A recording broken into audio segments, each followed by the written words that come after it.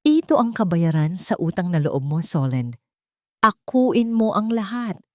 Sabihin mo sa lahat na ikaw ang kasama ni Lucas sa hotel, na ikaw ang dahilan kung bakit siya inatake.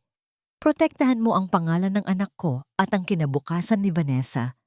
Kung ayaw mong mabulok sa kahihiyan ang alaala ng nanay mo.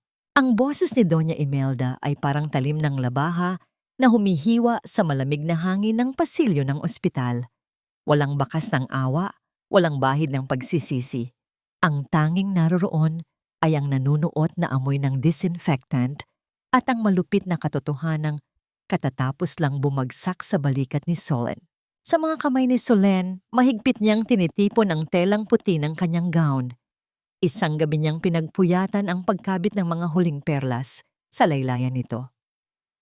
Sa katunayan, may bakas pa ng sariwang dugo sa dulo ng kanyang daliri mula sa pagkatusok ng karayom kaninang madaling araw. Isang maliit na sakripisyo na inakala niyang magdadala sa kanya sa dambana ng kaligayahan. Ngunit ngayon, ang telang puti ay unti-unting nadudungisan ng alikabok mula sa sahig ng ospital, kasing dumi ng dangal na pilit na ibinibintang sa kanya. Lumingon si Solen sa siwang ng pinto ng intensive care unit. Doon, nakita niya si Lucas, ang lalaking dapat ay pakakasalan niya bukas, na nakahiga at walang malay. Ngunit hindi ang hitsura ng lalaki ang bumasag sa kanyang puso, kundi ang anino ni Vanessa na nakatayo sa gilid ng kama. Ang pabango ni Vanessa, ang matamis at malansang amoy na yon, ay tila nakakapit pa rin sa hangin. Sapat na katibayan na bago inatake si Lucas, ay magkayakap silang dalawa sa loob ng silid na tinustusan ng sariling ipon ni Solen para sana sa kanilang honeymoon. Naramdaman ni Solen ang panunuyo ng kanyang lalamunan. Ang bawat tibok ng kanyang puso ay parang martilyo na bumubugbog sa kanyang dibdib, ngunit walang tunog na lumalabas sa kanyang bibig.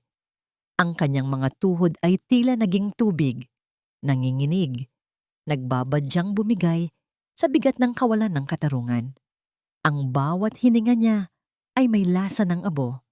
Ang paligid na dati puno ng kulay ng mga bulaklak para sa kasal ay biglang naging itim at puti, malamig at mapanglaw. Bumalik sa kanyang pandinig ang mga salita ni Doña Imelda. Utang na loob. Ang 4,000 piso na ibinigay nito noon para sa huling gamot ng kanyang ina ang siyang naging tanikala na pumipigil sa kanya ngayon na sumigaw. Ang perang iyon na akala niya'y tanda ng kabutihan ay isa palang kontrata ng pagkaalipin na ngayon ay sinisingil na may kasamang interes ang kanyang buong pagkatao. Dahan-dahang itinaas ni Solen ang kanyang paningin. Tiningnan ang malupit na mukha ng babaeng itinuring niyang pangalawang ina. Ang luha sa kanyang mga mata ay hindi bumagsak. Nanatili itong nagniningning sa gitna ng hapdi. Tila mga kristal na nabuo mula sa pinaghalong galit at pait. Napansin niya ang isang hibla ng sinulid na nakasabit pa sa kanyang manggas. Ang sinulid na siyang nagdugtong sa kanyang pangarap na ngayon ay isa na lamang maruming paalala ng kanyang kamangmangan. So ano na, Solen? Muling pagpilit ni Doña Imelda, ang kanyang boses ay naging mas matalim, mas mapanghusga. Magsasalita ka ba o hahayaan mong kaladkarin ko ang pangalan ng pamilya mo sa putikan? Tandaan mo, isang salita ko lang, walang maniniwala sa isang hamak na mananahi na katulad mo. Tumalikod si Solen, hindi dahil sa takot, kundi dahil hindi na niya kayang sikmurain ang hangin na nilalanghap ng matanda. Sa bawat hakbang niya palayo, tila may bahagi ng kanyang kaluluwa na naiiwan sa malamig na sahig ng ospital. Ang bawat kislap ng perlas sa kanyang gown ay tila tumatawa sa kanyang kasawian. Hanggang kailan mo titiisin ang hapdi ng karayom na tumutusok sa iyong puso para lamang mabuo ang isang kasuotan na hinding-hindi mo naman maisusuot ng may dangal. Pirma mo na lang ang kulang, Solen. Isang maliit na guhit lang ng tinta at matatapos na ang lahat ng gulo. Ang boses ni Vanessa ay parang huni ng ahas. Malambing na ngunit puno ng lason habang iniaabot ang ballpen sa nanginginig na kamay ni Solen. Narito sila sa loob ng isang madilim na silid sa presinto, malayo sa marangyang simbahan na dapat sana ay kinaroroonan niya ngayon. Ang puting papel sa kanyang harapan ay tila isang hatol ng kamatayan.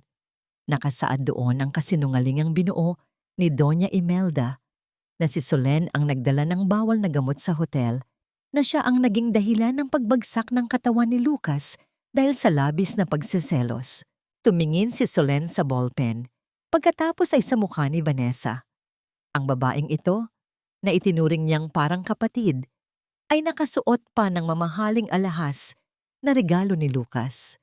Ang bawat kislap ng diamante sa leeg ni Vanessa ay tila nanunukso sa kahirapan ni Solen. Sa bawat segundo ng katahimikan, naramdaman ni Solen ang pagbigat ng kanyang dibdib na tila may malaking bato na nakadagan dito. Pinipigilan siyang huminga ng malalim. "Huwag mo kaming tingnan ng ganyan, Solen.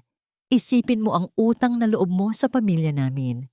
Noong kailangan ng nanay mo ng pang-ospital, sino ba ang tumulong sa inyo? Hindi ba ang biyenan mo?" Dagdag ni Vanessa, sabay kumpas ng kamay na tila ba ang buhay ni Solen ay isang bagay na maaari lang itapon pagkatapos pakinabangan. Mariing ipinikit ni Solen ang kanyang mga mata. Sa gitna ng kadiliman sa kanyang paningin, bumalik ang imahe ng kanyang yumaong ina. Ang mga huling sandali nito sa ospital. Ang paghihirap na maibigay ang huling hininga. Ang perang galing kay Doña Imelda ang nagbigay ng kaunting ginhawa sa ina ni Solen bago ito pumanaw. Ngunit ngayon, ang 4,000 pisong yon ay tila naging isang malaking tanikala na nakapulupot sa kanyang leeg. Hinihigpitan ang bawat pagkakataon niyang lumaban. Nagsimulang gumalaw ang kamay ni Solen. Ang dulo ng ballpen ay bumaon sa papel. Tila isang patalim na sumusugat sa kanyang sariling dangal. Sa bawat letrang isinusulat niya, naramdaman niya ang pagdaloy ng malamig na pawis sa kanyang likuran. Ang kanyang lagda, na dati tanda ng pag-asa para sa isang bagong buhay, ay naging selyo ng kanyang sariling pagkawasak. Paglabas niya ng presinto, ang init ng araw sa Manila ay hindi nakapagpainit sa nanunuyot niyang pakiramdam. Ang mga tao sa labas ay nagsimulang magbulungan.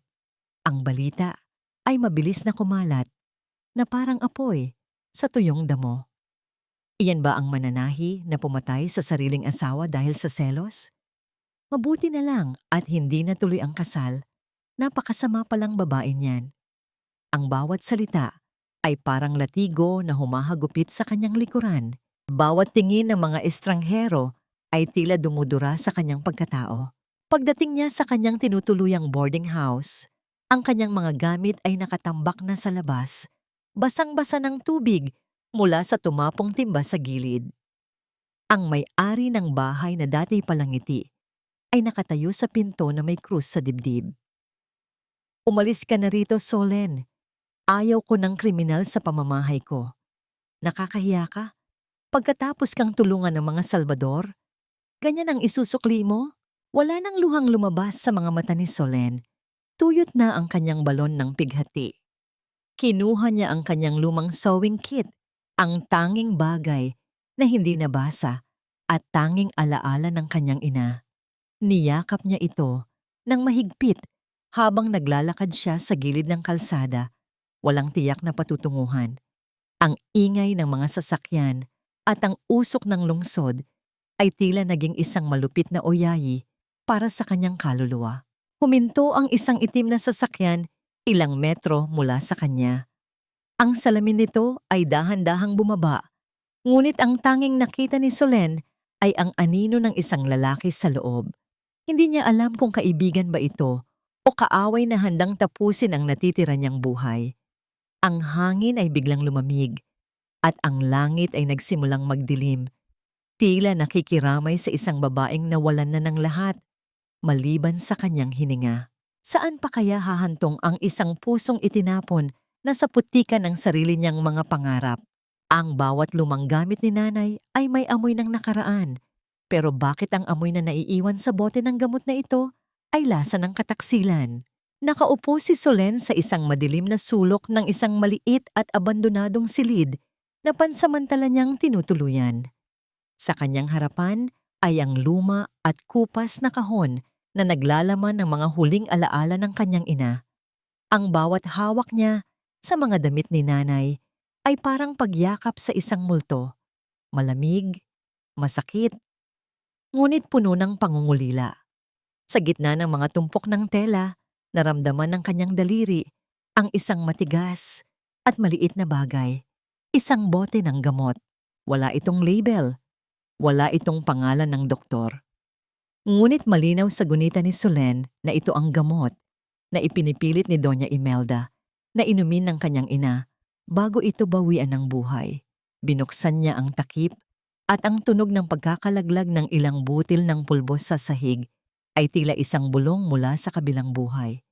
Hindi ito ang gamot sa puso na dati nang iniinom ng kanyang ina. May kakaiba sa kulay nito, isang madilim na kulay na tila sumisimbolo sa dumi ng lihim na nakatago rito. Solen, ikaw ba yan, iha? Isang garalgal na boses ang bumasag sa katahimikan. Si Aling Puring, ang matandang kapitbahay na saksi sa aksidente, 10 taon na ang nakalilipas, ay nakatayo sa may pintuan. Ang liwanag mula sa labas ay nagbigay ng mahabang anino sa mukha ng matanda. Isang aninong puno ng takot. Aling Puring, ano po ba talaga ang nangyari noong gabing mawala si nanay? Bakit po hanggang ngayon ay tila may hindi kayo sinasabi sa akin? Ang tanong ni Solen ay parang isang pagsusumamo, puno ng pait at pagod. Lumapit ang matanda, ang kanyang mga hakbang ay mabigat at tila nag-aalangan. Umuulan noon ng malakas, iha. Nakita ko ang sasakyan. Hindi iyon basta aksidente. May isang babaeng bumaba bago pa man dumating ang mga pulis. May kinuha siya sa bag ng nanay mo, mga papel, dokumento tungkol sa lupa niyo sa Manila. At ang babaeng iyon, Solen. Suot niya ang kulay ng mga taong kinatatakutan natin ngayon. Suot niya ang mukha ni Doña Imelda. Ang bawat salita ni Aling Puring ay parang isang saksak sa dibdib ni Solen. Ang ulan noong gabing iyon ay tila muling bumuhos sa loob ng kanyang puso. Nilulunod siya sa galit na matagal na niyang pilit na ikinukubli. Nang umalis ang matanda, naiwan si Solen na nakatitig sa ilalim ng kahon. Doon, sa pagitan ng mga lamat ng kahoy, ay may isang bagay na kumikinang. Isang butones, isang gintong butones na may ukit ng isang pamilyar na simbolo, ang tatak ng pamilya ni Doña Imelda. May bahid pa ito ng tuyong dugo, isang pulang mantsa na tumangging mabura ng panahon. Hinawakan ito ni Solen ng mahigpit hanggang sa bumaon ang talim ng ginto sa kanyang palad. Hindi na ito basta utang na loob. Ito ay isang paniningil na dumanak ng dugo. Bakit ganoon na lamang ang paghahangad ni Doña Imelda sa lupang kinatitirikan ng kanilang maliit na dampa noon? Ano ang halaga ng buhay ng kanyang ina kumpara sa mga gusaling balak itayo ng mga Salvador at pamilya ni Lucas? Ang bawat katanungan ay parang isang karayom na muling tumutusok sa kanyang sugatang pagkatao. Ngunit sa pagkakataong ito, ang sakit ay naging lakas. Isang puting sobre ang dahan-dahang isinililid sa ilalim ng kanyang pinto. Walang pangalan ng nagpadala, walang selyo. Binuksan ito ni Solen at binasa ang nakasulat, "Ang kalayaan mo ay may presyo, Solen. Maging asawa ng isang Salvador, at ibibigay ko sa iyo ang sandatang kailangan mo para pabagsakin ang mga pumatay sa nanay mo. Maghintay ka sa labas ng simbahan sa ganap na 10:00 ng gabi." Ang hangin sa loob ng silid ay tila tumigil sa pag-ikot. Ang sulat ay hindi lamang isang alok, kundi isang hamon mula sa kadiliman. Sino ang taong ito na tila alam ang bawat sakit na nararamdaman niya? At handa ba siyang pumasok sa isa pang hawla upang makamit lamang ang hustisyang matagal nang ipinagkait sa kanya? Sa labas, ang tunog ng kulog ay tila isang babala. Ngunit para kay Solen, ito ay ang hudyat ng simula ng kanyang paniningil. Huwag kang umasa ng kahit anong init mula sa bahay na ito, Solen. Dinala ka rito para magsilbi, hindi para maging reyna. Ang isang babaeng marumi ang pangalan ay walang karapatang tumapak sa alpombra ng mga Salvador kung hindi dahil sa isang kasunduan sa impyerno. Ang boses ni Doña Victoria ay kasing lamig ng marmol sa loob ng malawak at uway na mansyon ng pamilya Salvador. Nakatayo si Solen sa gitna ng sala. Basang-basa ang laylayan ng kanyang lumang saya mula sa ulan sa labas. Hawak niya ng mahigpit ang sewing kit ng kanyang ina, ang tanging kayamanan na nagpapaalala sa kanya na mayroon pa siyang dangal, kahit na ang buong mundo ay naniniwalang siya ay isang masamang babae. Ang bawat kislap ng dambuhalang chandelier sa itaas ay tila nanunuya sa kanyang kalagayan, tila mga matang mapanghusga na nakatitig sa kanyang bawat galaw. Mula sa dilim ng mahabang pasilyo, narinig ni Solen ang tunog ng gulong ng wheelchair na dahan-dahang lumalapit. Doon niya unang nakita si Santi Salvador. Ang kanyang mukha ay maputla, ang kanyang mga mata ay tila dalawang malalim na balon ng pait at lihim. Sa kabila ng kanyang kalagayan, may awtoridad sa kanyang pagkilos na nagpatahimik sa lahat ng tao sa loob ng silid. Tumingin si Santi kay Solen, isang tingin na hindi puno ng panghuhusga, kundi ng isang kakaibang pagkilala. Isang pagkilala sa isang kaluluwang kasing wasak ng sa kanya. Ibigay mo sa kanya ang kontrata. Ang tanging sabi ni Santi, ang boses ay mababa at parang nanggagaling sa kailaliman ng lupa. Inilapag ng isang abogado ang isang makapal na dokumento sa ibabaw ng mesa. Nakasaad doon ang mga kondisyong tila mga rehas ng kulungan. Walang pakialaman sa buhay ng isa't isa. Pagsisilbihan ni Solen si Santi sa lahat ng oras. At higit sa lahat, hinding-hindi siya lalabas ng mansyon nang walang pahintulot. Kapalit nito ay ang proteksyon ng pangalang Salvador at ang tulong ni Santi na mahanap ang mga ebidensyang kailangan ni Solen laban kay Doña Imelda. Nanginginig ang mga kamay ni Solen habang binabasa ang bawat pahina. Ang bawat salita sa papel ay tila isang karayom na tumutusok sa kanyang huling pagkakataon na mabuhay ng malaya. Ngunit nang makita niya ang pangalan ni Lucas at Doña Imelda sa mga talababa ng dokumento, ang takot ay napalitan ng isang malamig na determinasyon. Kinuha niya ang ballpen at mabilis na nilagdaan ang kanyang kapalaran. Sa sandaling iyon, naramdaman niya ang pagkawala ng bigat ng kanyang nakaraan. Ngunit pinalitan ito ng isang bagong uri ng kadiliman na ngayon ay magiging tahanan niya. Dinala siya sa isang maliit at madilim na kwarto sa dulo ng mansyon, malayo sa karangyaan ng mga pangunahing silid. Ang amoy ng alikabok at kalumaan ay tila bumabalot sa bawat sulok. Habang inilalagay ni Solen ang kanyang mga gamit sa ibabaw ng lumang kama, naramdaman niya ang sobrang pangungulila sa kanyang ina. Napansin niya ang isang maliit na butas sa dingding na nakatapat sa silid ni Santi. Ang katahimikan ng gabi sa mansyon ay nakakabingi. Tila bawat pader ay may tenga na nakikinig sa kanyang bawat hikbi. Ngunit sa gitna ng hating gabi, nang ang lahat ay dapat na mahimbing na ang tulog, isang kakaibang tunog ang gumising sa diwa ni Solen. Hindi ito tunog ng gulong ng wheelchair. Hindi ito tunog ng hanging humahampas sa bintana. Ang tunog na yon ay mabigat. Ritmo ng dalawang paang humahakbang ng dahan-dahan sa sahig na kahoy sa kabilang silid.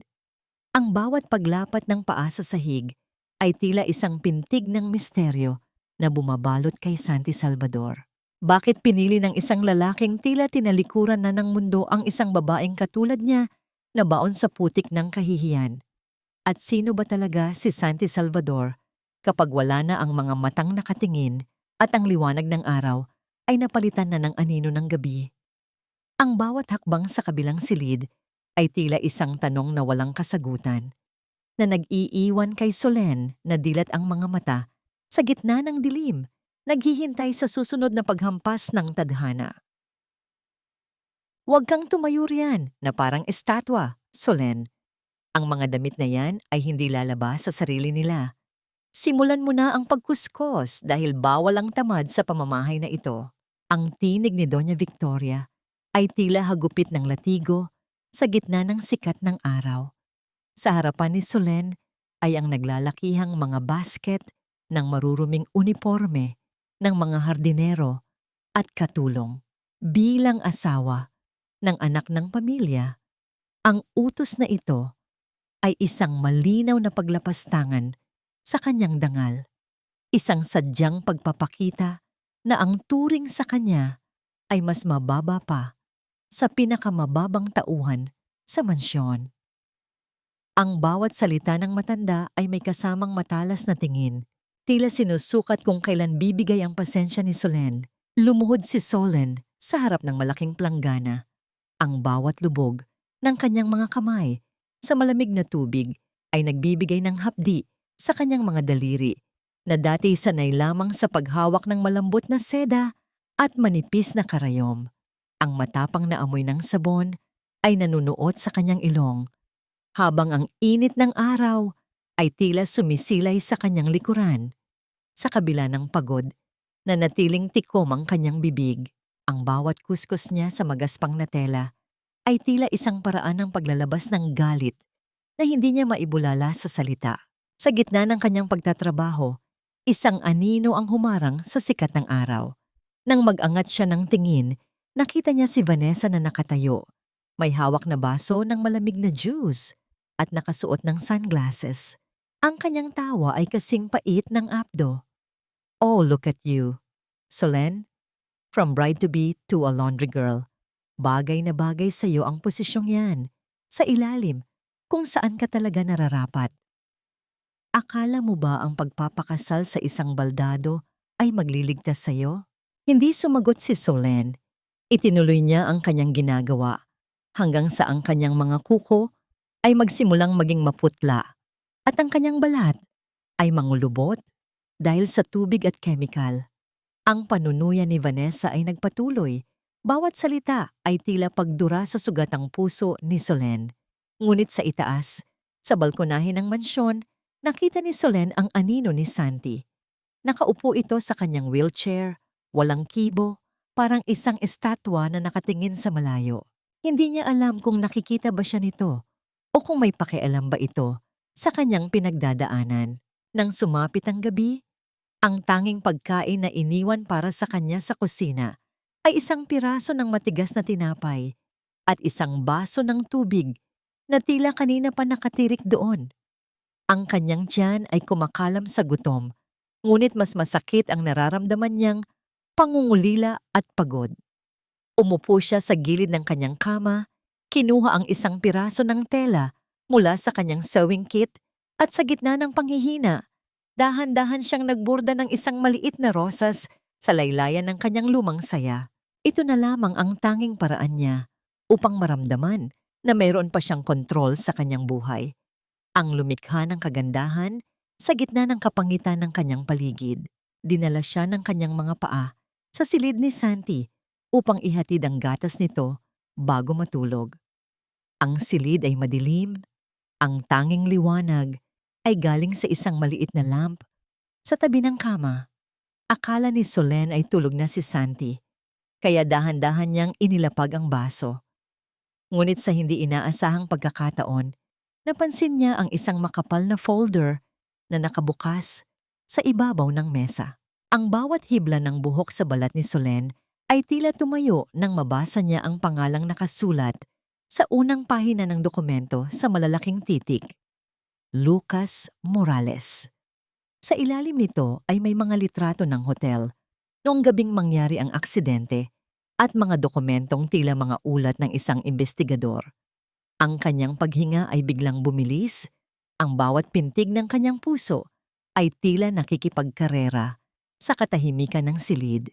Ano ang kaugnayan ni Santi sa lalaking sumira sa kanyang buhay? At bakit tila ang bawat anino sa mansyong ito ay may hawak na piraso ng katotohanang pilit niyang hinahanap? Nang akmang kukunin niya ang folder upang basahin ng mas malalim, naramdaman niya ang isang malamig at matigas na kamay na humawak sa kanyang braso mula sa dilim. Ang boses ni Santi ay bumulong sa kanyang likuran, kasing talim ng isang kutsilyo. Huwag mong pakialaman ang mga bagay na hindi mo pa kayang panindigan, Solen. Akala mo ba ikaw lang ang may sugat sa pamilyang ito, Solen?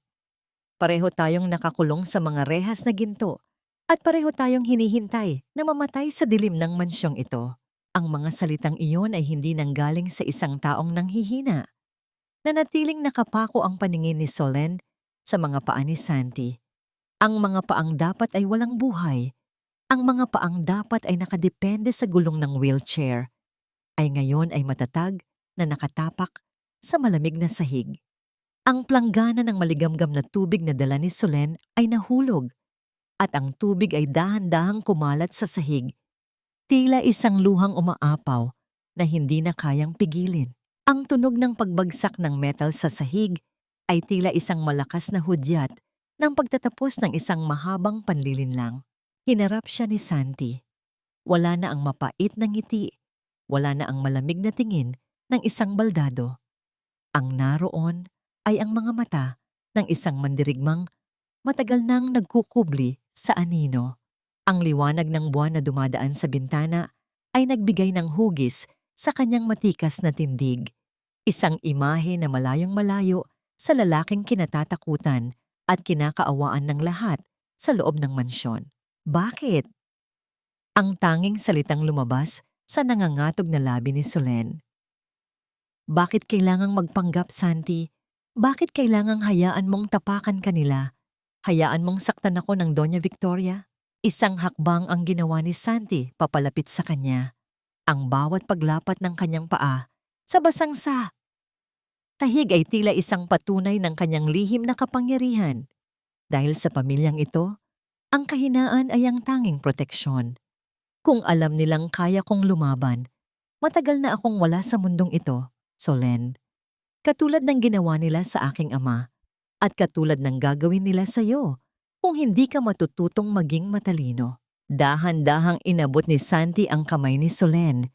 Ang kanyang palad ay mainit. Kabaligtaran ng malamig na pakiramdam ng tubig sa sahig. Hinawakan niya ang mga daliri ni Solen. Ang mga daliring may mga kalyo mula sa pagtatahi at pamumula-mula sa pagkuskos ng maruruming damit. Doon, sa pagitan ng kanilang mga kamay, ay nabuo ang isang hindi nakikitang tulay. Isang koneksyon ng 2 taong parehong pinagtaksilan ng sarili nilang dugo. Alam ko ang ginagawa nila sa iyo, Solen. Alam ko ang bawat sampal, ang bawat panlalait. Pero tandaan mo ito, ang bawat sugat na tinatanggap mo ngayon ay magiging bala natin sa hinaharap. Huwag kang susuko dahil hindi kita hahayaang malunod ng mag-isa sa banyagang dagat na ito. Ang boses ni Santi ay puno ng determinasyon, isang pangakong tila nagbigay ng bagong buhay sa pagod na kaluluwa ni Solen. Sa gitna ng kanilang pag-uusap, ang amoy ng matamis at pamilyar na pabango ay muling nanuot sa silid. Ang tunog ng mga yabag ng takong sa pasilyo ay dahan-dahang lumalapit, ritmo ng isang panganib na walang tigil sa paghahanap ng pagkakataon. Si Vanessa, mabilis na bumalik si Santi sa kanyang wheelchair. Ang kanyang muka ay agad na nagbago tungo sa isang maskara ng panghihina. Si Solen naman ay mabilis na lumuhod upang punasan ang natapong tubig. Ang kanyang puso ay tila lalabas sa kanyang dibdib sa bilis ng kabog nito. Bumukas ang pinto at pumasok si Vanessa na may suot na manipis na pantulog. Ang kanyang buhok ay nakalaylay at ang kanyang mga mata ay nagniningning sa isang malisyosong layunin. Hindi niya tiningnan si Solen. Ang kanyang buong atensyon ay nakatuon kay Santi. Ang lalaking turing niya ay isang madaling biktima para sa kanyang mga plano sa kapangyarihan. Santi, darling, mukhang hindi ka pa natutulog. Gusto mo ba ng kaunting masahe para makatulog ka ng mahimbing? Ang boses ni Vanessa ay malambing na tila musika. Ngunit para kay Solen, ito ay kasing pait ng lason. Lumapit si Vanessa kay Santi at ang kanyang kamay ay dahan-dahang lumapat sa balikat nito. Isang kilos na puno ng pangaakit sa harap mismo ng asawa ni Santi. Nanatiling nakayuko si Solen. Ang kanyang mga kamay ay mahigpit na nakahawak sa basang-basahan. Ang bawat sentimetro ng distansya sa pagitan ni Vanessa at Santi ay tila isang banta sa bagong tatag na alyansa sa pagitan niya at ng kanyang asawa. Hanggang kailan kayang magpanggap ni Santi habang ang ahas ay unti-unti nang pumupulupot sa kanyang leeg? At hanggang kailan kayang manahimik ni Solen habang ang kanyang puso ay unti-unti nang nagliliyab sa selos at takot? Ang lihim ay parang anay. Unti-unti nitong kinakain ang pundasyon ng mansyong ito hanggang sa isang araw, ang lahat ay guguho na lang nang walang babala. Ang boses ni Nanay Rosa ay halos isang bulong lamang, kasing hina ng paggaspas ng mga pakpak ng gamo-gamo sa gitna ng gabi. Nakaupo si Solen sa isang maliit na bangko sa loob ng madilim na kusina, habang ang matandang may bahay ay maingat na nagmamanman sa labas ng pinto. Ang amoy ng nilagang luya ay humahalo sa amoy ng lumang kahoy, isang amoy na nagpapaalala kay Solen sa kapayapaan ng kanilang dampa noon, bago pa dumanak ang dusa. Nanay Rosa, bakit niyo po ito ginagawa? Bakit niyo ako tinutulungan sa kabila ng panganib? Ang tanong ni Solen ay puno ng pagtataka. Hinawakan ni Nanay Rosa ang nanginginig na kamay ni Solen. Ang balat ng matanda ay magaspang, tila isang mapa ng mga taon ng pagtitiis sa ilalim ng mga Salvador. Dahil ang nanay mo, si Martha. Siya ang kaisa-isang tao na tumuring sa akin na parang kapatid. Solen, noong nagtatrabaho pa ako kay Doña Imelda, nakita ko ang lahat. Nakita ko kung paano nila pinagplanuhan ang pagkuha sa lupa niyo. At nakita ko rin kung paano nila pinalitan ang mga gamot ng nanay mo noong siya ay nag-aagaw buhay na. Ang bawat salita ni Nanay Rosa ay parang isang patak ng asido sa puso ni Solen. Ang katotohanang matagal na niyang kinatatakutan ay narito na, harap-harapan, hubad at malupit. Dinala siya ni Nanay Rosa sa likod ng labanderya, sa isang sulok na puno ng mga lumang gamit at mga basyong bote. May isang malaking kahon ng kahoy na nakaharang sa ilalim ng hagdanan. Sa pamamagitan ng isang lumang kutsilyo, dahan-dahang binakbak ng matanda ang isang bahagi ng sahig. Ang tunog ng pag-inggit ng kahoy ay tila isang sigaw ng nakaraan na humihingi ng katarungan. Mula sa ilalim ng sahig, kinuha ni Nanay Rosa ang isang kwaderno na nakabalot sa makapal na plastik. Ito ang talaarawan ng nanay mo. Ibinigay niya ito sa akin bago siya dinala sa ospital. Sabi niya, kung sakaling may mangyaring masama sa kanya, ibibigay ko ito sa iyo kapag handa ka na. Nang buksan ni Solen ang unang pahina, ang pamilyar na sulat kamay ng kanyang ina ang bumungad sa kanya. Ang bawat letra ay tila isang haplos mula sa kabilang buhay. May 14. Pumunta si Imelda rito. Gusto niya ang lupa. Sabi ko hindi, para ito sa kinabukasan ni Solen. Sinundan ito ng isa pang entry, ilang araw bago pumanaw ang kanyang ina.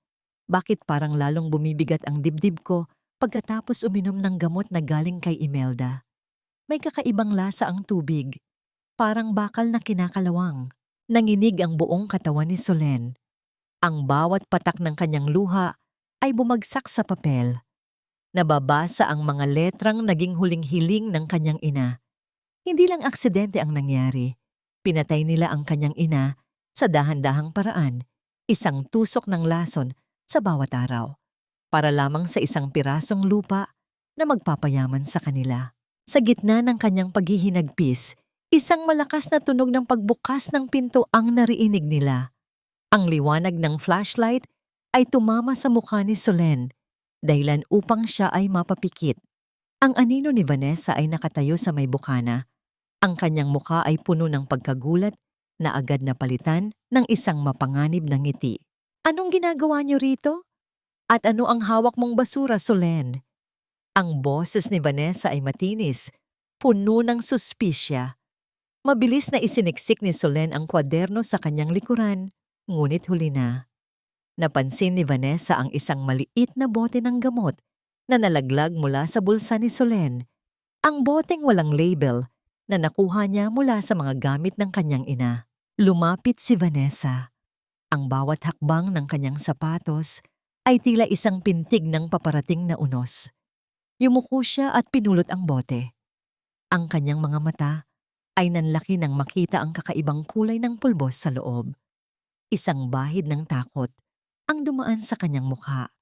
Isang takot na tanging ang mga taong may kasalanan lamang ang nakakaramdam.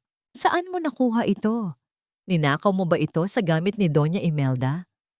Ang boses ni Vanessa ay nanginginig na ngayon, hindi sa galit, kundi sa panganib na mabunyag ang lahat.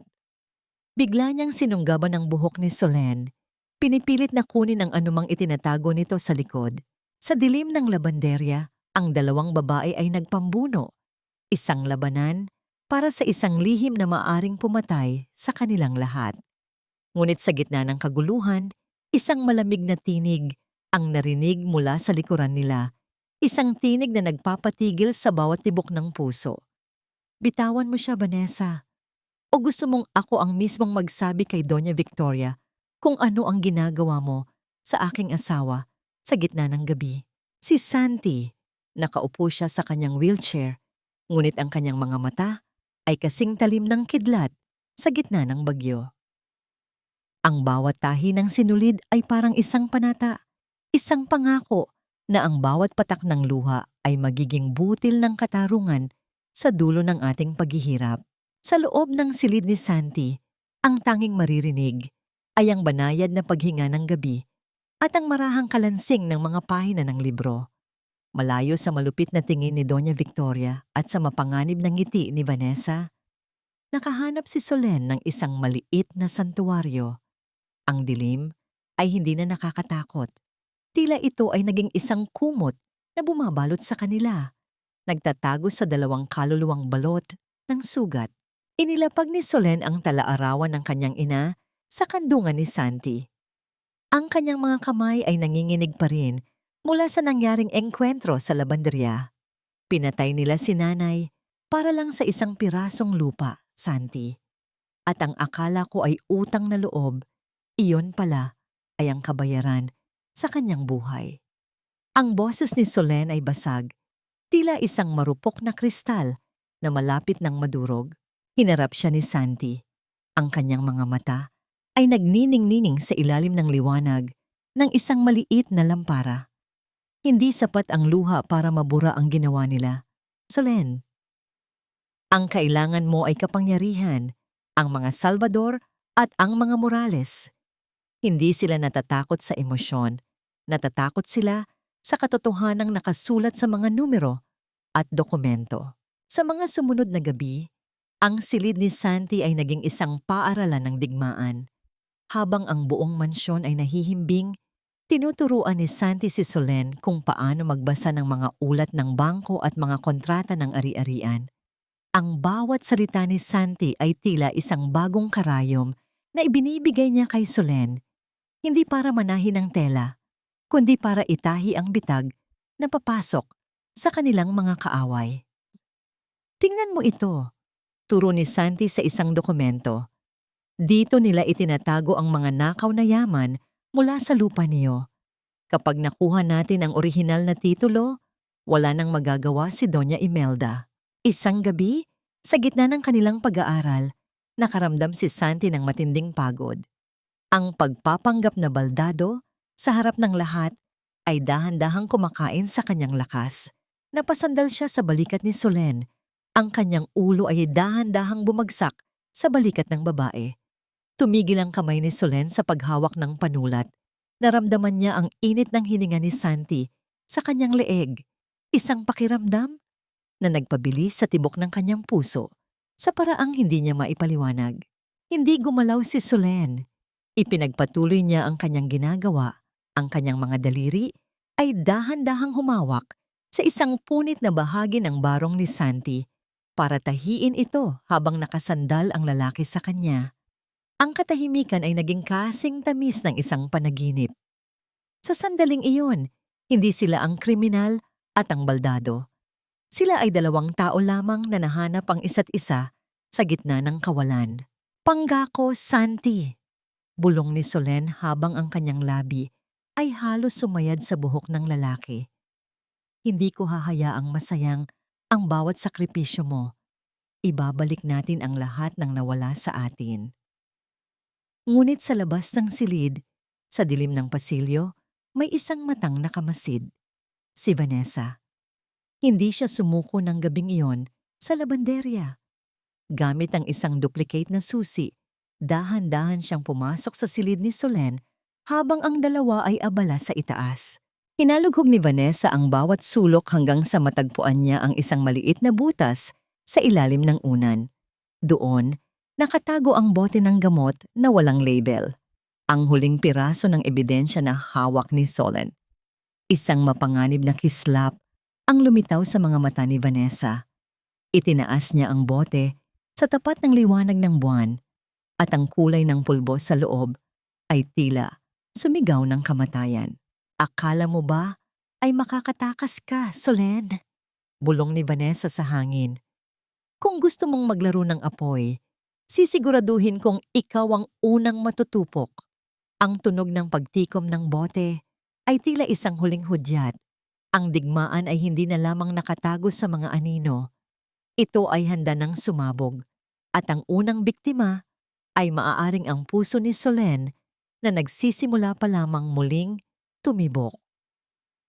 Isang magnanakaw na tulad mo ay walang karapatang huminga ng hangin sa loob ng mansyong ito nang hindi nababahiran ng dumi ang aming pangalan. Ang boses ni Doña Victoria ay parang kulog na yumanig sa buong sala. Kasunod ang marahas na paghablot ni Vanessa sa bulsa ng apron ni Son. Nagliparan ng ilang piraso ng sinulid at isang gintong kwintas na may malaking diamante, ang paboritong hiyas ng matandang ginang. Ang tunog ng pagtama ng ginto sa marmol na sahig ay tila isang hatol na walang apela.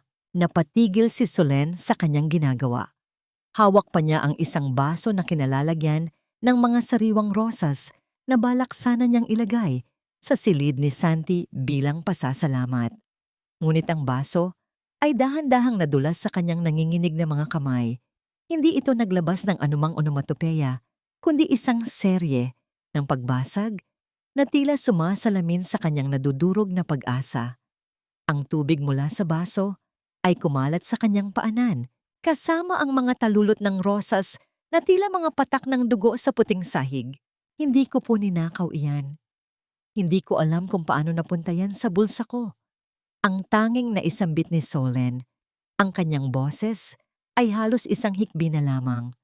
Ngunit hindi pa siya natatapos magsalita nang maramdaman niya ang malakas na paglapat ng palad ni Doña Victoria sa kanyang pisngi. Ang hagupit ay sapat na lakas upang magpaikot ng kanyang paningin at magdulot ng lasa ng bakal sa kanyang bibig mula sa sugat sa kanyang labi. Sa sulok ng kanyang mga mata, nakita ni Solen si Santi. Nakaupo ito sa kanyang wheelchair. Ang kanyang mga kamay ay mahigpit na nakakapit sa armrest hanggang sa mamuti ang kanyang mga buko-buko. Nakita ni Solen ang panga ni Santi na tumigas. Ang kanyang mga mata ay nag-aapoy sa galit na pilit niyang ikinukubli. Gustong sumigaw ni Solen.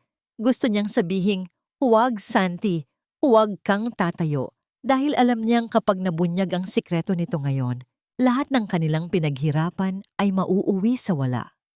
Ang bawat segundo ng pagtitiis ni Santi ay tila 1,000 saksak sa puso ni Solen. Dalhin ang babaeng iyan sa bodega. Ikulong siya roon at huwag bibigyan ng pagkain o tubig hanggat hindi niya inaamin ang lahat ng kanyang kasalanan. Utos ni Doña Victoria sa mga bodyguard. Kinaladkad si Solen patungo sa madilim at malamig na bodega sa ilalim ng mansyon. Ang pinto ay isinara nang may malakas na puwersa. Iniwan siyang mag-isa sa gitna ng katahimikan at alikabok. Ang bawat hininga niya ay bumubuo ng usok sa lamig ng silid. Ang dilim ay tila isang dambuhalang hayop na handa siyang lamunin. Naramdaman ni Solen ang matinding takot. Ang pakiramdam ng pagiging walang kapangyarihan na tila bumabalot sa kanyang buong pagkatao. Ngunit sa gitna ng kanyang pag-iyak, naramdaman niya ang isang matulis na bagay sa kanyang bulsa na hindi nakuha ni Vanessa. Isang karayom. Ang kanyang huling karayom sa pananahi. Inilabas niya ito at mahigpit na hinawakan. Pinaparamdam ang bigat nito sa kanyang palad. Ang bahagyang kirot mula sa lamig at tensyon ay nagsilbing paalala na siya ay gising, na siya ay buhay, at na hindi basta-basta magagapi ang kanyang diwa. Ginamit niya ang pakiramdam na yon bilang gabay upang manatiling malinaw ang isip, pilit na kinokontrol ang kanyang sarili habang ang lamig ay unti-unting bumabalot sa kanyang mga buto. Makalipas ang ilang oras, sa gitna ng kanyang mahinang pag-idlip, narinig ni Solen ang mahinang pag-ikot ng susi sa labas. Ang pinto ay dahan-dahang bumukas, naglalabas ng isang manipis na guhit ng liwanag. Walang pumasok, ngunit isang maliit na balot ng pagkain at isang bote ng tubig ang maingat na inilapag sa may bukana. Ang anino ng taong gumawa nito ay mabilis na naglaho. Iniiwan si Solen na may isang malaking katanungan sa kanyang isipan. Sino ang naglakas loob na suwayin ang utos ni Doña Victoria para lamang tulungan siya? Samantala, sa itaas ng mansyon, si Santi ay nakatanggap ng isang mensahe sa kanyang telepono. Isang video mula kay Lucas. Sa video, makikita si Lucas na may hawak na isang pamilyar na dokumento, ang orihinal na titulo ng lupa ng ina ni Solen. Alam kong nagpapanggap ka, Santi. Ang boses ni Lucas sa video ay puno ng pagbabanta. Isang pagkakamali mo lang at sisiguraduhin kong hindi na makakalabas ng buhay ang mananahi mo sa bodegang yan. Gusto mo ba ng laro? Handa na ako. Ang bawat pintig ng orasan sa dingding ay tila isang tunog ng paparating na pagsabog. Ang buhay ni Solen ay nakasalalay na ngayon sa isang manipis na sinulid at ang kamay na humahawak nito ay handa nang gupitin ang lahat. Ang bawat tahi ng karayom sa telang ito ay hindi na para sa kagandahan, kundi para sa isang bitag na hinding-hindi niyo matatakasan. Ang boses ni Solen sa loob ng kanyang isipan ay kasing talim ng bakal na hawak niya. Nakaupo siya sa isang sulok ng silid panahian, pinalilibutan ng naglalakihang mga rolyo ng seda at satin. Sa kanyang harapan ay ang gown na gagamitin ni Vanessa para sa pinakaabangang charity ball ng taon. Isang marangyang kasuotan na kulay ginto, tila sumisigaw ng kapangyarihan at yaman na ninakaw mula sa dugo at pawis ng ibang tao. Pumasok si Vanessa sa silid. Ang bawat hakbang ng kanyang sapatos ay naglalabas ng tunog ng pagmamalaki. Siguraduhin mong perpekto ang bawat tupi niyan, Solen. Gusto kong mabulag ang lahat sa ningning ko sa gabing iyon. At tandaan mo, isang pagkakamali mo lang, hindi lang ang karayom ang itutusok ko sa mga daliri mo. Ang tawa ni Vanessa ay kasing pait ng lason, ngunit nanatiling nakayuko si Solen. Ang kanyang mga mata ay nakatuon lamang sa dulo ng sinulid. Hindi alam ni Vanessa na sa ilalim ng mga dekorasyong perlas at kumikinang na bato, may itinatago si Solen.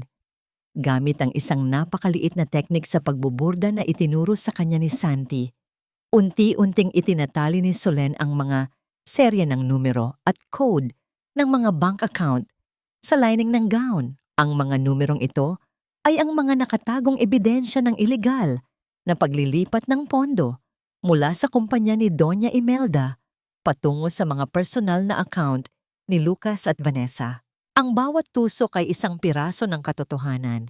Ang bawat buhol ay isang hakbang patungo sa kanilang pagkawasak. Habang abala ang buong mansyon sa paghahanda para sa engranding gabi, si Santi naman ay nasa loob ng kanyang madilim na silid. Ang tanging liwanag ay ang mula sa screen ng kanyang laptop. Dahan-dahan niyang inilipat ang mga digital na dokumento sa isang lihim na email address ng mga awtoridad sa pananalapi. Ang kanyang paghinga ay mabigat. Ang bawat pintig ng kanyang puso ay tila isang babala. Alam niyang sa sandaling magsimula ang programa sa ball, wala na silang balikan. Handa na ang lahat, Solen, bulong ni Santi sa kanyang isipan habang nakatingin sa larawan ng kanyang asawa sa kanyang mesa. Kaunting tiis na lang at mababawi na natin ang lahat. Ang huling gabi bago ang ball ay puno ng isang nakabibinging katahimikan. Si Solen ay natulog na may yakap na lumang larawan ng kanyang ina. Ang amoy ng telang seda sa kanyang silid ay tila naging amoy ng isang libingang luntian. Nakaramdam siya ng isang kakaibang kapayapaan sa gitna ng unos, ang kapayapaan ng isang taong alam na ang katapusan ng kanyang paghihirap ay malapit na. Ngunit sa kalaliman ng gabi, isang boses ang narinig sa labas ng pintuan ni Doña Victoria. Isang kasambahay na may dalang isang sobrang itim. Mula po sa isang hindi kilalang nagpadala.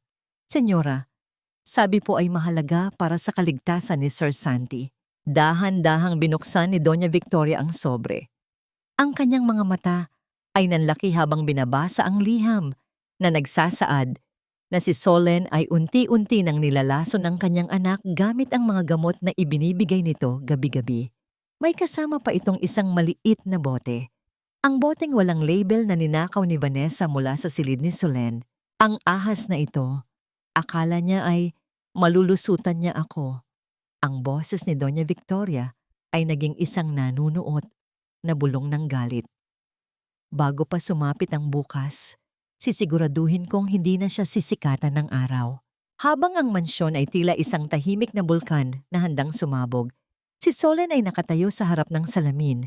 Hawak ang gown ni Vanessa na tila isang silk coffin para sa kanyang mga kaaway.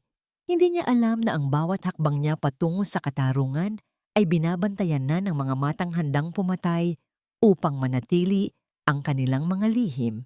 Magagawa kaya ni Soleno na ilabas ang ebidensya bago pa siya tuluyang malamon ng bagsik ni Doña Victoria? O ang gabing dapat ay para sa kanyang tagumpay, ang magiging gabi ng kanyang huling hininga? Ang katarungan ay hindi laging dumarating sa anyo ng isang malakas na sigaw. Kung minsan, ito ay isang tahimik na bulong na nakatago sa bawat tahi ng katotohanan. Ang charity ball ay parang isang dagat ng nagniningning na mga bituin.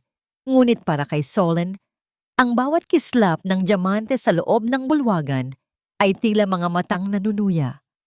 Ang amoy ng mamahaling alak at mga bulaklak ay nanunuot sa hangin, kasabay ng tunog ng maririing hakbang ng mga sapatos sa makinis na sahig. Sa gitna ng lahat, nakatayo si Vanessa, suot ang gintong gown na pinagpuyatan ni Solen. Ang bawat galaw ni Vanessa ay puno ng kayabangan. Hindi niya alam na ang kasuotang ipinagmamalaki niya ay ang mismong bitag na hihila sa kanya pababa. Pumasok si Solen sa bulwagan. Hindi siya ang hamak na mananahi na madalas nilang makitang nakayuko. Nakasuot siya ng isang simpleng itim na gown, ngunit ang kanyang tindig ay kasing tatag ng isang reyna. Ang bawat mata sa loob ng silid ay nakatuon sa kanya. Ang mga bulungan ay tila mga bubuyog na naghahanap ng mapapagkapitan.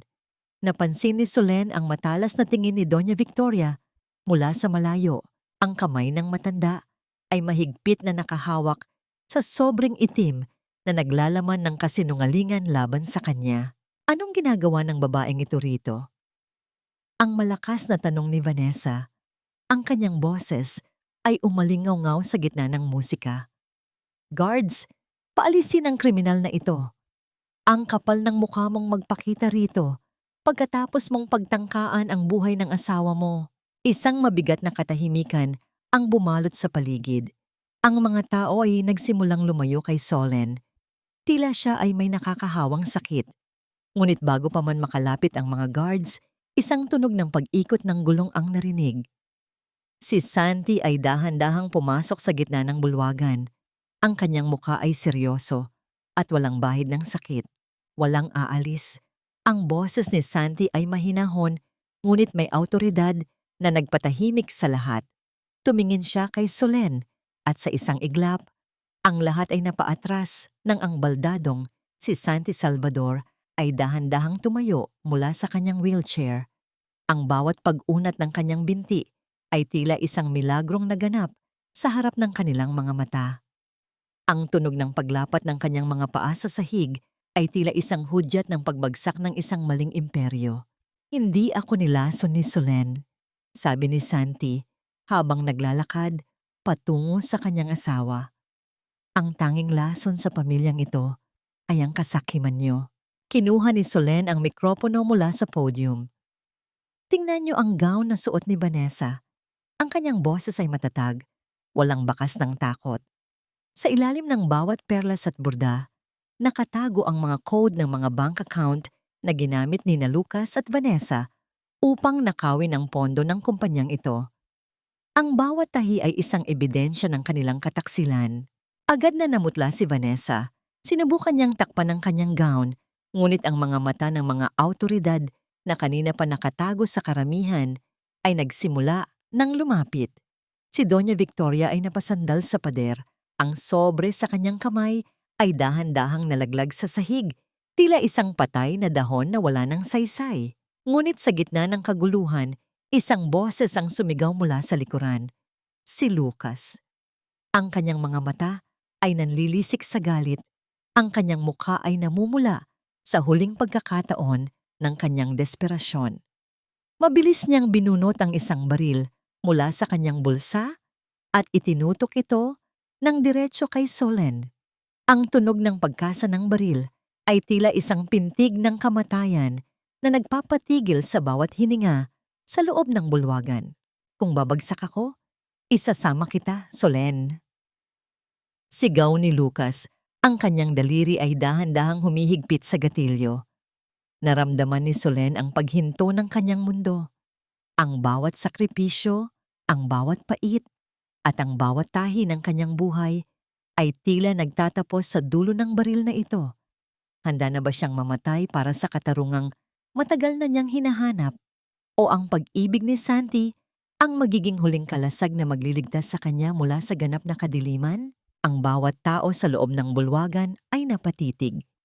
Walang sino man ang naglakas loob na gumalaw habang ang tadhana ay nakasabit sa isang manipis na sinulid. Huwag mong dungisan ang katarungan ng isang bala, Lucas, dahil ang batas ay hindi natutulog, lalo na para sa mga katulad mong hayok sa kapangyarihan. Ang tinig ni Santi ay tila isang hatol na nanggagaling sa langit, matatag at walang bahid ng takot habang nakatayo siya sa harap ni Solen. Ginagawang kalasag ang sarili niyang katawan. Ang dulo ng baril ni Lucas ay nanginginig. Ang kanyang mga mata ay nanlalabo sa galit at desperasyon. Ang pawis sa kanyang noo ay dahan-dahang gumugulong, tila isang luhang hindi karapat-dapat sa awa. Ang buong bulwagan ay binalot ng isang nakakabinging katahimikan, kung saan ang tanging maririnig ay ang mabilis na pintig ng mga pusong naghihintay sa kamatayan o kaligtasan. Ngunit bago pa man mahila ni Lucas ang gatilyo, ang tunog ng mabilis na mga hakbang ng mga sapatos ng mga awtoridad ay umalingaw-ngaw sa makintab na sahig. Hindi nagkaroon ng pagkakataon si Lucas na lumaban dahil sa isang iglap. Ang kanyang braso ay napilipit at ang baril ay tumama sa sahig. Naglalabas ng isang matinis na tunog ng pagbagsak ng bakal na tila hudyat ng kanyang huling pagkatalo. Kasabay ng pagposas sa kanya, ang mga pulis ay nakakuha ng isang maliit na pakete ng bawal na gamot sa loob ng kanyang bulsa, ang ebidensyang tatapos sa kanyang laya habang buhay. Lumingon si Solen kay Vanessa, na ngayon ay pilit na nagtatago sa likuran ni Doña Imelda. Ang gintong gown nito ay tila naging isang maruming basahan sa paningin ng mga tao. Hindi lang pagnanakaw ng pera ang kasalanan niyo. Ang boses ni Solen ay pumailan lang, puno ng bigat ng nakaraan. Nanay Rosa, ilabas mo ang katotohanan. Mula sa dilim, lumabas ang matandang katulong, hawak ang isang recorder. Ang boses na lumabas doon ay kasing linaw ng kristal. Ang pag-amin ni Vanessa sa isang lasing na gabi kung paano niya pinalitan ang mga gamot ng nanay ni Solen upang mapabilis ang pagkuha sa kanilang lupa. Ang bawat salita ay parang isang matalim na kutsilyo na humihiwa sa katahimikan ng gabi. Ang mukha ni Vanessa ay nawalan ng kulay. Ang kanyang tuhod ay bumigay hanggang sa siya ay mapaluhod sa sahig, umiiyak at nagmamakaawa, ngunit walang bisig na yumakap sa kanya. Humarap si Solen kay Doña Imelda. Ang matandang ginang, na dati tila isang reyna na hindi matitinag, ay ngayon ay nakatayo, na nanginginig ang mga labi. Ang lahat ng kanyang ari-arian, ang kanyang mansyon, at ang kanyang pangalan ay unti-unti nang nilalamon ng apoy ng iskandalong ito. Ang mga dokumento ng pagsamsam sa kanyang mga yaman ay dahan-dahang inilatag ng mga abogado sa harap ng mga bisita. Naramdaman ni Solen ang isang kakaibang ginhawa, tila isang mabigat na tanikala ang nakalasa sa kanyang leeg. Ang bawat hapdi ng karayom, ang bawat sampal, at ang bawat gabi ng gutom ay tila nabayaran na ng sandaling ito. Ngunit sa gitna ng kanyang paghinga ng malalim, napansin niya ang pagbabago sa mukha ni Doña Imelda. Ang matanda ay biglang humawak sa kanyang dibdib. Ang kanyang paghinga ay naging mababaw at mabilis, at ang kanyang mga mata ay nanlisik sa sakit. Bumagsak si Doña Imelda sa sahig, pilit na umaabot sa kanyang bag kung saan nakatago ang kanyang gamot sa puso. Ngunit sa kaguluhan ng pag-aresto kay Lucas at Vanessa, ang bag ay tumalsik sa malayo, hindi maabot ng kanyang nanginginig na mga daliri. Ang mga tao sa paligid ay napaatras, walang nais tumulong sa babaeng itinuring na kaaway ng katotohanan. Tanging si Solen ang nakatayo sa tabi nito. Hawak sa kanyang bulsa ang maliit na bote ng gamot na walang label. Ang gamot na kinuha niya mula sa box ng kanyang ina. Ang tanging bagay na maaaring magdugtong sa buhay ng matanda o maging huling pako sa kabaong nito. Ang bawat segundo ay tila isang taon habang nakatingin si Solen sa babaeng pumatay sa kanyang ina. Handa ba siyang maging isang tagapagligtas para sa taong sumira sa kanyang buhay? O hahayaan niya bang ang karma ang tuluyang tumapos sa kwento ni Doña Imelda sa gitna ng marangyang bulwagang ito?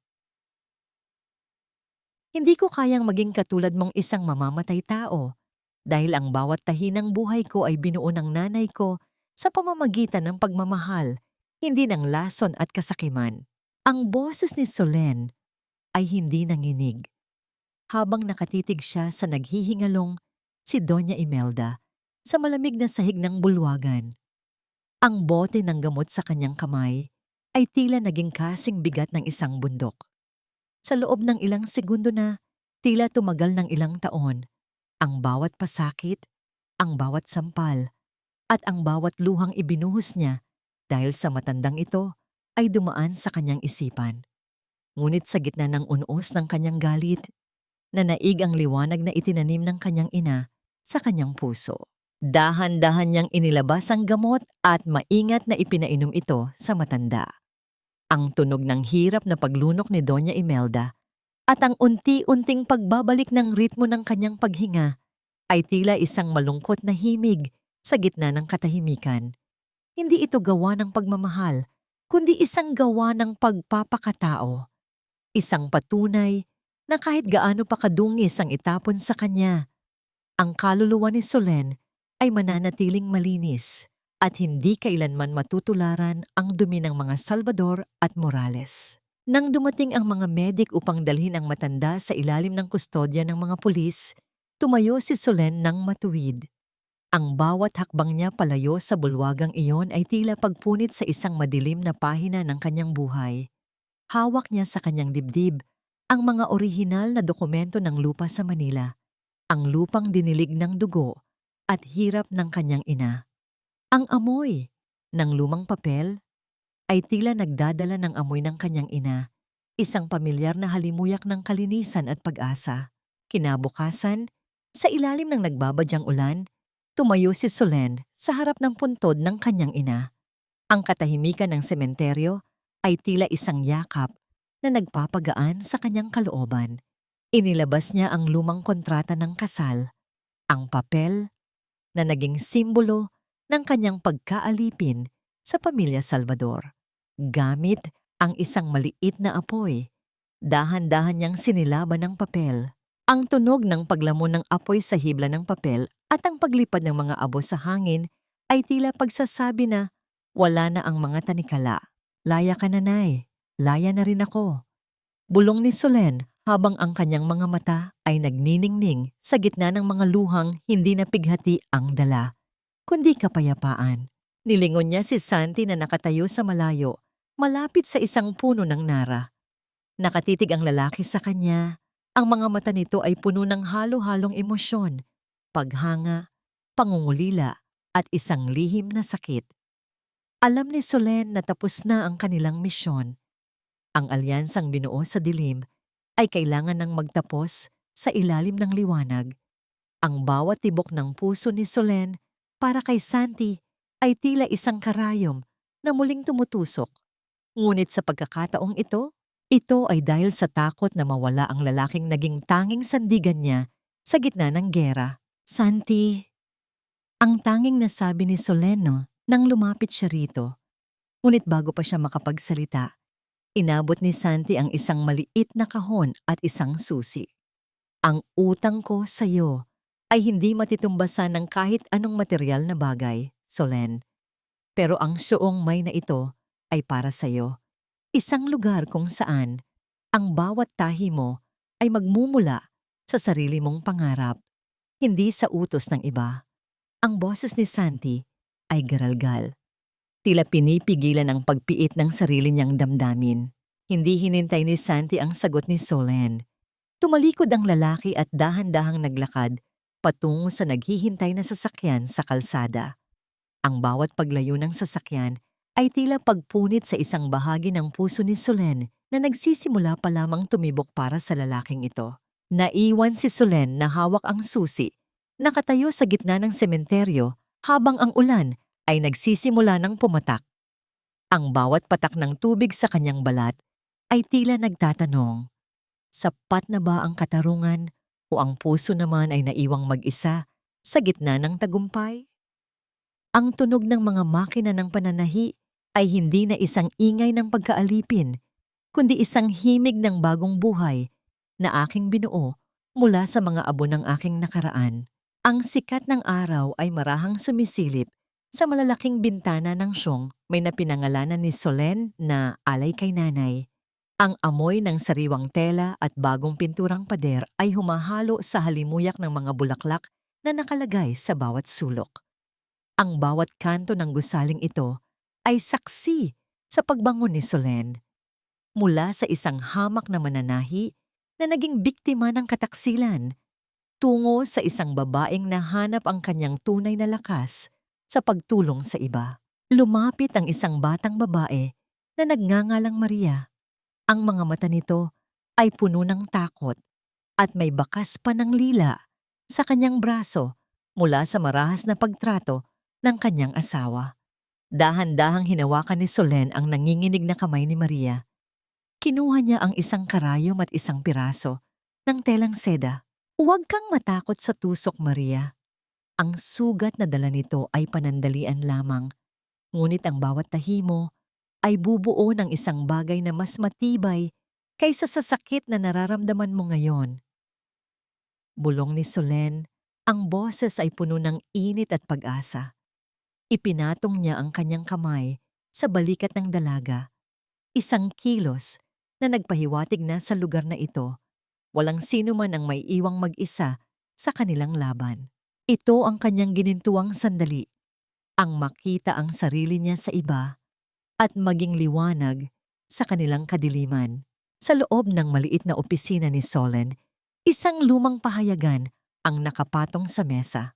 Ang headline ay malinaw na nagsasaad ng pagpapatuloy ng paglilitis kina Lucas at Vanessa. Ayon sa balita, si Vanessa ay unti-unti nang nawawala sa katinuan sa loob ng selda, habang si Lucas naman ay tinatanggihan ng sarili niyang pamilya dahil sa kahihiyang dinala nito. Ang kanilang dating marangyang buhay ay naging isang malamig na rehas na bakal. Para kay Solen, ang balitang ito ay hindi na nagdadala ng galit, kundi isang malalim na buntong hininga ng pagtatapos. Ang karma ay hindi kailangang dumanak ng dugo upang maging ganap. Sapat na ang makita silang nabubuhay sa gitna ng sarili nilang dumi. Isang araw, habang abala si Solen sa pag-aayos ng mga bagong disenyo, pumasok ang isang courier na may dalang isang espesyal na pakete. Nakabalot ito sa itim na papel at may nakadikit na maliit na burda ng letrang S sa gitna. Ang bawat pintig ng puso ni Solen ay tila tumigil. Dahan-dahan niyang binuksan ang pakete at doon niya nakita ang isang piraso ng pinakamahal na tela mula sa Boracay. Isang telang kulay asul na tila sumisimbolo sa kalawakan ng dagat. Sa loob ng tela ay may isang liham na may nakasulat na pamilyar na kumpas ng kamay. Ang siyungmay ay simula pa lamang ng iyong kalayaan, Solen. Ngunit ang katarungan ay hindi ganap kung wala ang kapayapaan sa iyong puso. Naghihintay ang dalampasigan para sa huling tahi ng ating kwento. Kasama ng liham ay isang tiket ng eroplano patungo sa Boracay para sa kinabukasan. Ang bawat hininga ni Solen ay naging mabigat sa halo-halong emosyon. Ang pagnanais na makita muli ang lalaking naging kalasag niya sa gitna ng unos ay naging isang nagliliyab na apoy sa kanyang dibdib.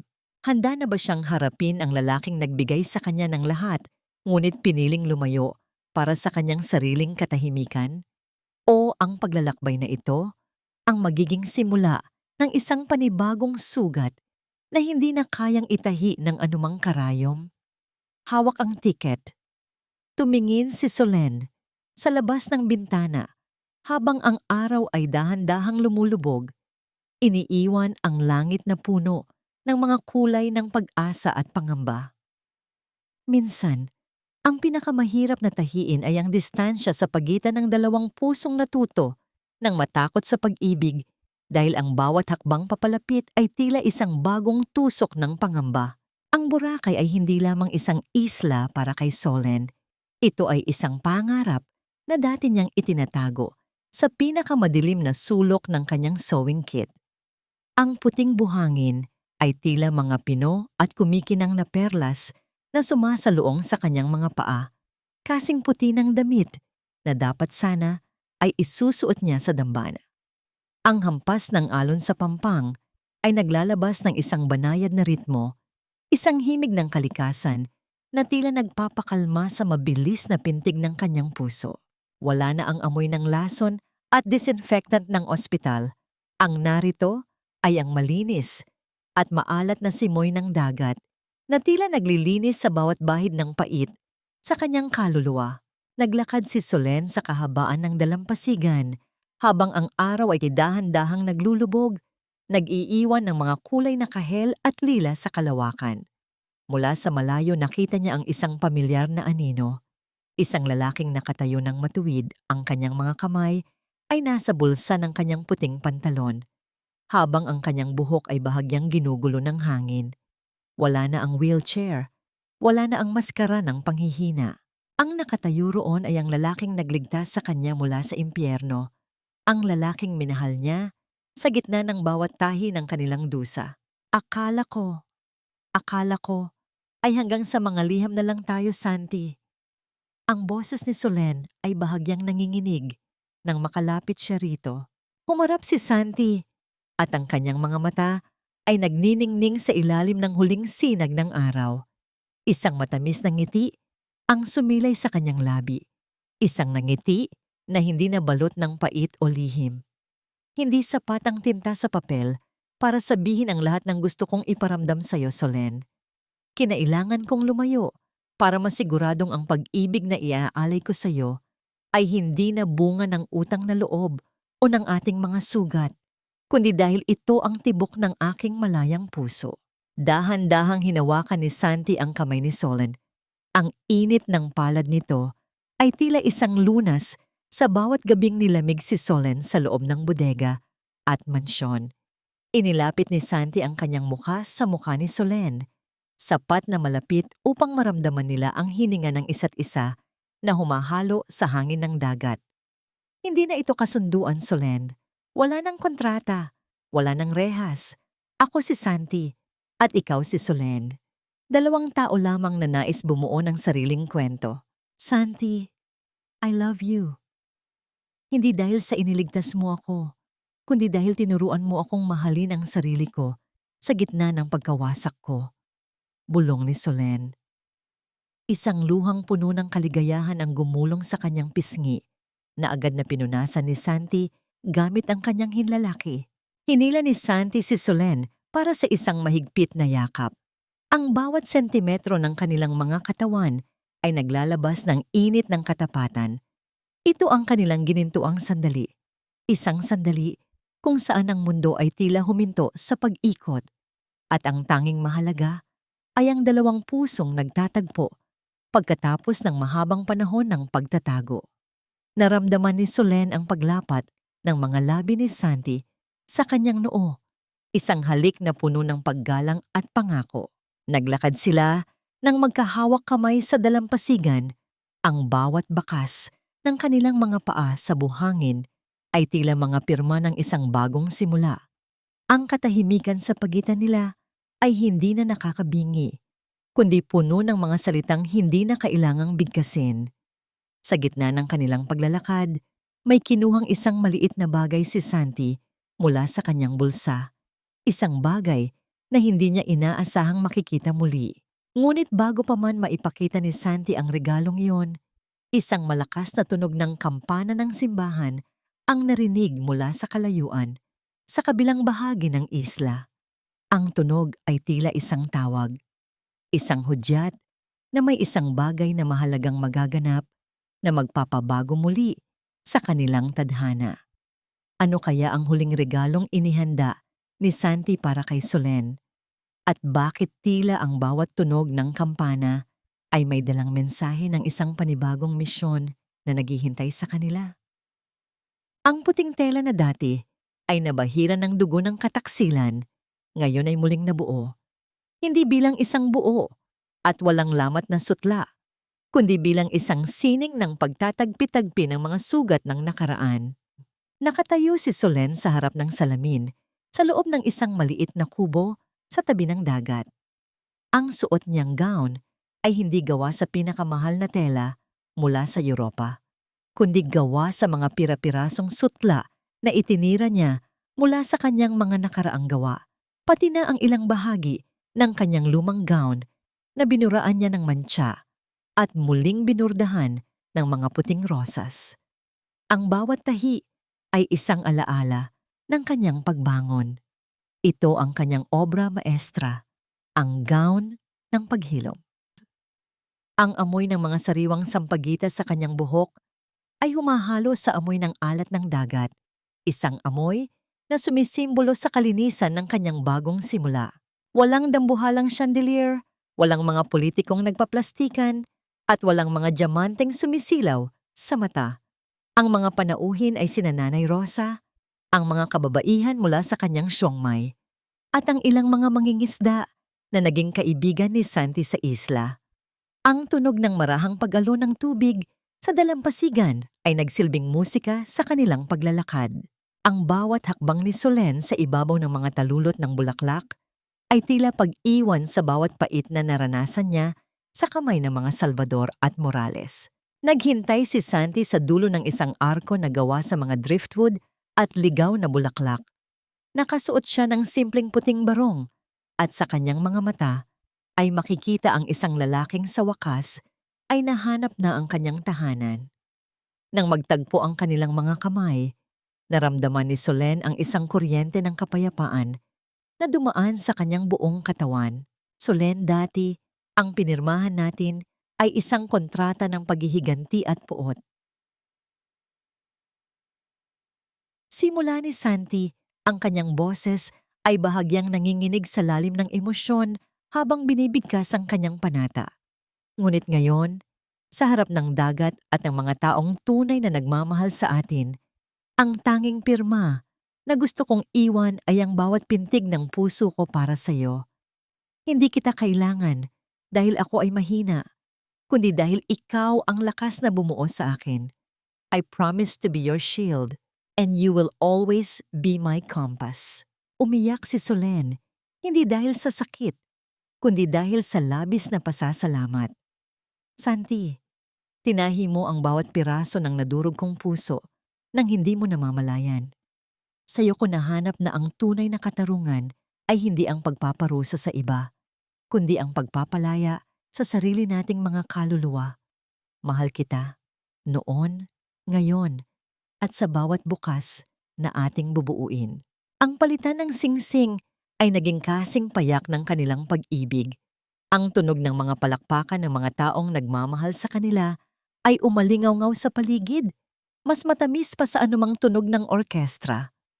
Ang bawat yakap mula sa mga kababaihang tinulungan ni Solen ay tila mga tahi ng isang malaking pamilyang binuo ng malasakit. Sa gitna ng kanilang selebrasyon, habang ang lahat ay masayang nagsasalo sa simpleng piging sa buhanginan, isang maliit na batang lalaki na may dalang isang maliit na tahitahing manika ang tumatakbo patungo sa kanila. Ang bata ay isa sa mga anak ng mga babaeng nasa siyungmay ni Solen na dinala niya sa isla para sa bakasyon. Nanay Solen, Tatay Santi, tingnan niyo po, natapos ko na po ang tahi ng laruan ko. Sigaw ng bata, ang kanyang muka ay puno ng inosenteng kagalakan. Yumuko si Solen at binuhat ang bata habang si Santi naman ay umakbay sa kanila. Sa sandaling iyon, naramdaman ni Solen ang isang ganap na kagalakan, isang pamilyang hindi binuo ng dugo, kundi ng pagkakaisa sa gitna ng hirap. Ngunit sa likod ng kagalakang ito, may isang huling katanungan na nananatili sa isip ni Solen habang tinitingnan niya ang malawak na karagatan. Ano ang mangyayari sa ari-arian ng mga Salvador at sa legacy ng kanyang ina ngayon na ang lahat ay malaya na? At meron pa bang isang lihim na nakatago sa ilalim ng mga alon na hindi pa nila lubusang natutuklasan? Ang bawat ngiti ni Solen ay may kasamang malalim na pagmuni-muni. Habang ang langit ay nagsisimulang mapuno ng mga bituin, tila binabantayan ang huling yugto ng kanilang mahabang paglalakbay. Ang bawat buhay ay parang isang piraso ng tela. May mga bahaging punit, may mga tahi na tabingi, ngunit sa huli, ang lahat ng ito ay bumubuo sa isang kwentong tanging ang may likha lamang ang makakaunawa sa tunay na ganda. Nakatayo si Solen sa gitna ng kanyang bagong studio, isang silid na puno ng liwanag at amoy ng sariwang lino. Sa kanyang harapan ay nakasabit ang isang malaking tapestry, isang borda na ginawa niya sa loob ng maraming buwan. Hindi ito isang simpleng disenyo, ito ang mapa ng kanyang kaluluwa. Ang mga itim na sinulid sa ibaba ay sumisimbolo sa mga gabi ng pait sa kamay ni Lucas at Doña Imelda. Ang mga pulang tahi ay ang baon ng sakit sa kanyang puso at ang mga gintong hibla sa itaas ay ang pag-asa at pag-ibig na ibinigay sa kanya ni Santi. Ang bawat hibla ay magkakaugnay, tila nagsasabing kung hindi dahil sa dilim, hindi kailanman magniningning ang liwanag. Hinaplos ni Solen ang tela. Ang kanyang mga daliri ay dahan-dahang dumaan sa bawat buhol. Sa bawat haplos, tila naririnig niya ang mga bulong ng nakaraan. Ang tunog ng sampal ni Doña Victoria, ang halakhak ni Vanessa, at ang iyak ng kanyang ina sa gitna ng ulan. Ngunit ang mga boses na ito ay hindi na nakakasakit. Sila ay naging mga mahihinang eko na lamang ng isang digmaang tapos na. Ang katarungan ay hindi lamang nakamit sa loob ng korte o sa likod ng mga rehas na bakal kung nasaan sina Lucas at Vanessa. Ang tunay na katarungan ay ang kakayahan ni Solen na huminga ng malalim nang wala nang nararamdamang bigat sa kanyang dibdib. Pumasok si Santi sa silid, bitbit ang isang maliit na tasa ng tsaa. Ang kanyang bawat hakbang sa sahig na kahoy ay naglalabas ng tunog ng kapanatagan. Lumapit siya kay Solen at yumakap mula sa likuran. Ang kanyang baba ay dahan-dahang ipinatong sa balikat ng asawa. Ang init ng kanyang katawan ay tila isang huling tahi na nagbubuklod sa lahat ng kanilang pinagdaanan. Tapos na ang huling tusok. Solen, bulong ni Santi. Ang boses ay puno ng paghanga habang nakatingin sa tapestry. Wala nang kailangang ayusin. Wala nang kailangang tahiin pa. Ang lahat ay perpekto na sa paraang itinadhana ng ating mga sakripisyo. Kinuha ni Solen ang kanyang gintong karayom. Ang karayom na naging sandata niya sa gitna ng kawalan. Tiningnan niya ito ng matagal. Ang kislap nito ay tila sumasalamin sa katatagan ng isang babaeng hindi sumuko. Dahan-dahan niyang binuksan ang lumang kahoy na hop ng kanyang ina. Inilagay niya ang karayom sa loob, sa tabi ng lumang butones na may mantsa ng dugo at ng talaarawan ni Nanay Martha.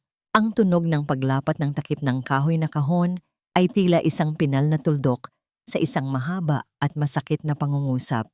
Lagi mong tatandaan, Solen, ani Santi, habang hinaharap siya nito.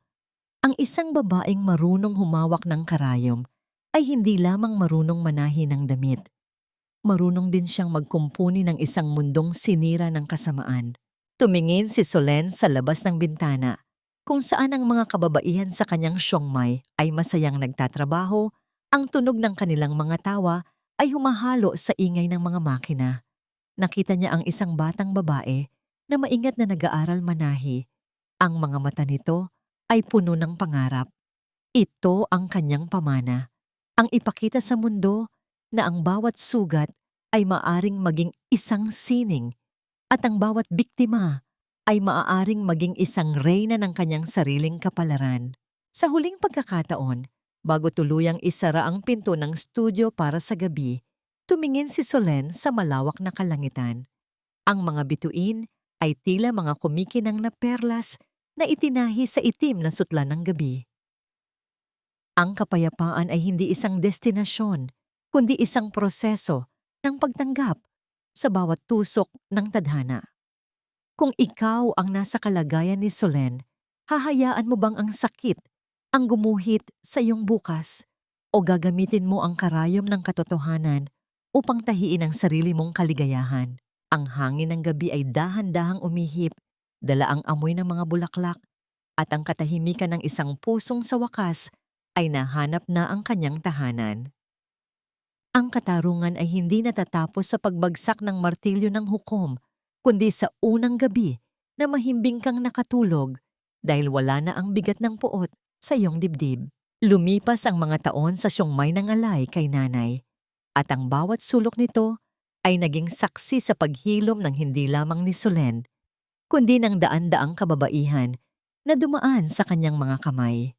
Ang amoy ng kape at bagong tabas na tela ay naging pamilyar na halimuyak ng kapayapaan sa bawat umaga. Wala na ang mga anino ng mansyon ng mga Salvador, wala na ang lamig ng bodega, at wala na ang tinig ng pang-aapi na dati gumigising sa kanya sa gitna ng gabi.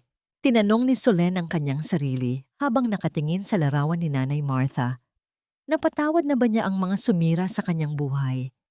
Ang sagot ay hindi nanggaling sa salita, kundi sa isang tahimik na pag-iling. Hindi niya kailangang kalimutan ang mga krimen ni Lucas at Vanessa upang makahanap ng kaligayahan.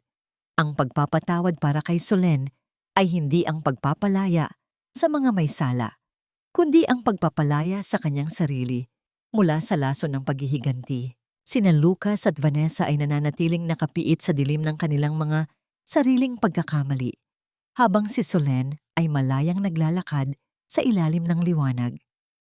Ang katarungan ay ganap na, dahil ang karma ay gumana sa paraang mas masakit pa sa anumang sampal. Ang makita silang nakalimutan na ng mundong pilit nilang napanalunan sa masamang paraan. Nahanap na ba niya ang tunay na kapayapaan? Sa bawat pagyakap ni Santi sa kanya pagdating ng hapon, sa bawat tawa ng mga batang naglalaro sa hardin ng kanilang maliit ngunit masayang tahanan, naroon ang sagot.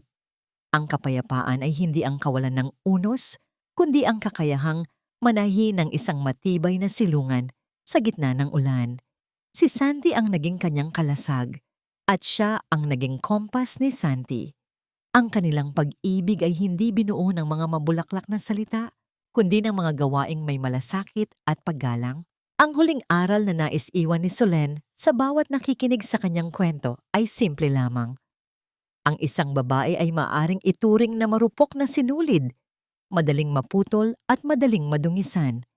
Ngunit kapag ang sinulid na yon ay dumaan sa butas ng karayom ng pagtitiis at katarungan, ito ay nagiging isang matibay na tahi na kayang bumuo ng pinakamagandang kasuotan ng pag-asa. Huwag mong hayaang ang sakit ang maging huling guhit ng iyong buhay. Hawakan mo ang karayom at ikaw mismo ang tumahi ng iyong sariling kaligayahan. Sa huling pagkakataon, bago tuluyang maglaho ang kwentong ito sa hangin, tumingin si Solen sa malawak na kalangitan kung saan ang bahaghari ay dahan-dahang nagpapakita pagkatapos ng isang mabilis na pag-ulan. Ang bawat kulay ay tila isang paalala na sa likod ng bawat dusa may naghihintay na ganda. Ang huling tahi ay tapos na. Ang tela ng kanyang buhay ay ganap na. At ang bawat hibla nito ay nagniningning sa katotohanan. Ang huling tahi ay tapos na. At ang bawat hibla nito ay mananatiling nagniningning sa katotohanan ng ating mga puso. Maraming salamat sa inyong lahat na naging kabahagi ng mahabang paglalakbay na ito, mula sa unang tusok ng sakit hanggang sa huling buhol ng kaligayahan. Habang isinusulat ko ang bawat kabanata ng buhay ni Solen, lalo na ang mga sandaling siya ay inaapi, pinagtataksilan, at pilit na ibinabaon sa putik ng kahihiyan. Madalas ding kumikirot ang aking sariling dibdib. May mga pagkakataong napatigil ako sa paghabi ng mga salita dahil sa bigat ng emosyon, lalo na sa bahaging kailangan niyang pumili sa pagitan ng paghihiganti at ng kanyang sariling dangal. Ang kwentong ito ay hango sa mga totoong mukha ng katatagan na nakikita ko sa bawat Pilipina. Mga babaeng marunong magtiis, ngunit higit sa lahat, marunong lumaban ng may integridad. Sana ay nagsilbi itong isang maliit na liwanag sa inyong gabi o isang binhing nagbibigay pag-asa na kahit gaano pa katindi ang ulan, laging may bahagharing naghihintay sa dulo ng pasakit. Ang ating buhay ay parang isang masalimuot na borda. Baka sa ngayon ay puro gulo at buhol ang nakikita natin sa ilalim, ngunit kapag binaligtad na ng tadhana ang tela, doon lamang natin mauunawaan ang ganda ng disenyo na binuo ng ating mga sakripisyo. Ngunit bago tayo tuluyang magpaalam, nais kong mag-iwan ng isang tanong na maaari ninyong pagmuni-muni. Kung ikaw ang nasa kalagayan ni Solen, kaya mo rin bang ibigay ang huling lunas sa taong kumuha ng lahat sa iyo para lamang mapanatili ang iyong malinis na konsensya? O mas pipiliin mo bang hayaan silang anihin ang pait ng kanilang sariling mga desisyon?